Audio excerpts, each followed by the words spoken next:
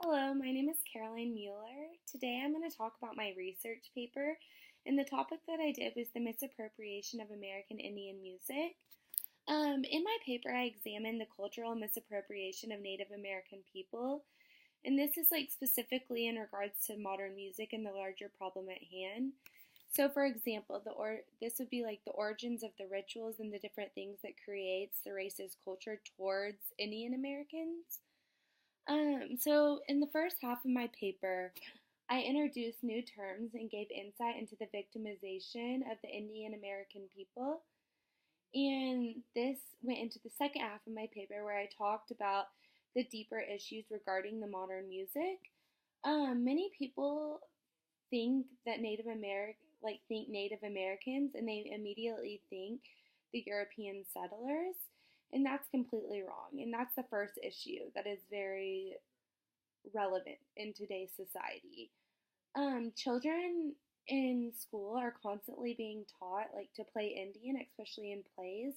And I'm from Oklahoma, and I remember going back all the way to when I was in school, and we had things like the Land Run, where it had cowboys and Indians, and that's just completely wrong. And then they also have Indians being shown in cartoons, in Disney movies, and also the misrepresentation of Native Americans in professional sports teams. And this has been talked about a lot in the media recently, and this would be, for example, like teams like the Washington Redskins and the Cleveland Indians. The Cleveland Indians, this is a big topic that they had to change their name or their logo, because it was completely racist. And both names and teams' logos patronize American Indians, and they make them out to be something more primitive than a group of people flourishing in modern society.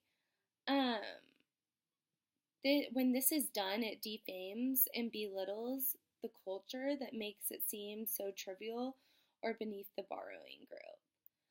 Another issue that I kind of touched on was the Halloween mascots and how our generation dresses up as Native Americans as a costume, and this is definitely not a costume. People will dress up in feathers and headdresses, and they'll play Indians. And I've especially seen this a lot in college since I've gotten to college. For example, I don't know what school it was, but at a certain school, sorority girls dressed up as Native American women, and they wore headdresses and feathers, and they actually got kicked out of their sorority for this because it was completely wrong and racist. This notion dehumanizes and belittles the Indian American people, and this whole concept is just very dangerous because it's putting Native Americans in danger, because it is showing a culture that is not real. And then something that also has been very relevant in today's media is how people are singing red face, and this is a harshly racist representation of Native American people. And it's mainly white people who are doing this, and they will paint their face as red face and make themselves look almost comically like an Indian American. And this is kind of a joke to people, especially it's seen a lot in white people, and I think it's just because they don't understand the backlash of what is going on. An article that I read talked about how in an opera in Canada during the 1950s, women dressed in red face, and this started the whole thing. And this is honestly very disturbing because they were being racist at the time, but they almost didn't know that they were being racist. And I think that our culture has adapted more, but it's still something that we need to grow to change and to realize that this is not okay. Something that is more relevant or more talked about in the media than red face is people dressing in blackface. And this has been documented all over the course of American history. And this goes all the way back to the more familiar times, such as slavery. And people talk about slavery more than they talk about the genocide that our country was established upon. And this is just making it to be that Native Americans are not being treated with the respect that their culture deserves. I think that blackface has been more popularized in the media, therefore, people don't really talk about redface as much, and that's definitely a problem.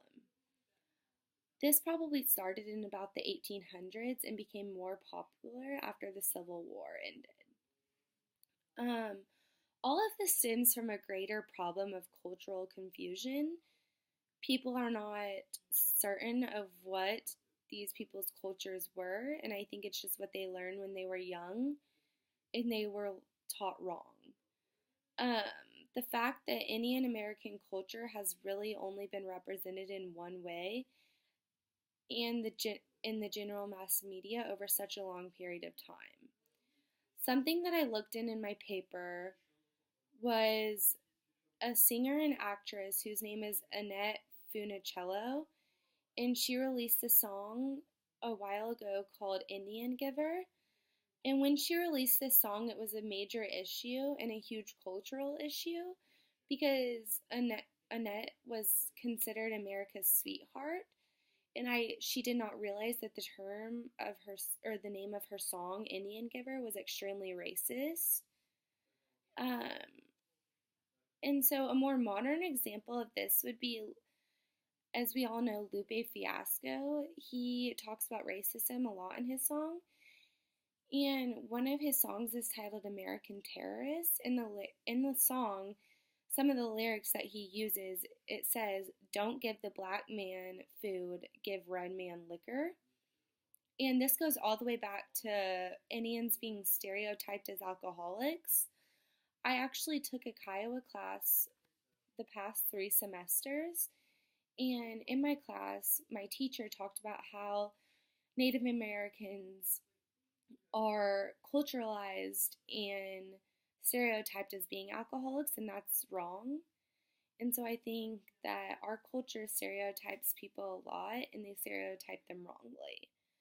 Um, Native Americans are constantly being under that stereotype, and this is because of a culture that was created many years ago, and it is something that needs to have an end to. Thank you.